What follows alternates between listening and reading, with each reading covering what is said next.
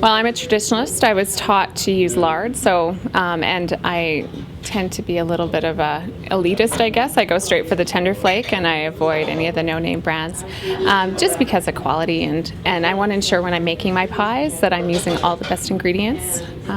It's a lot of work, and you want the very best product, because often you're sharing a pie with loved ones, friends, the community, and so you want to put your best pie forward. And what is it about the tender flake? What does it do to pastry that makes it your choice? I think it gives a flakier, tender pastry crust.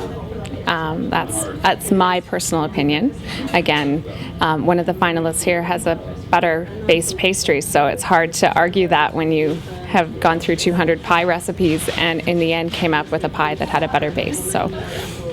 And Norene, what about you? What's your preference for pie crust? Well, I use shortening, but I agree with Leah that traditionally it is thought that lard gives you the flakiest pastry, that it gives you it doesn't melt as much as quickly in the pie, so it tends to give you the flakiest pastry because it slowly melts when it's in the oven, whereas shortening and butter melt more quickly, so it gives you a different kind of texture. So I just always used shortening, and I find that it works well. It's easy to work with. It's a vegetable-based product rather than an animal-based product, and so I find it easy to work with and whatever. But I probably use it because it is vegetable-based more than animal-based. I sometimes will add a bit of butter for flavor to it. That's what butter does in pastry. It gives you a wonderful, rich flavor.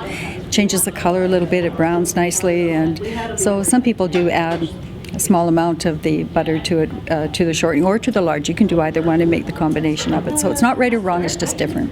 Now, if you had to name a couple of tips, each of you, for making a good pie, maybe starting with you, Norene, what would your 2 top tips for making a great pie be? I would have the fat very, very cold when you cut it into the flour, because it goes back to the melting of it. The flakiness comes from the slow melting in the oven, so it gives you that flakiness as it melts. So it needs to be very, very cold as it's worked into the pastry. And secondly, I would make sure that you have enough thickener in the pie. Some people don't use enough and it gets very watery, or they don't cook it long enough.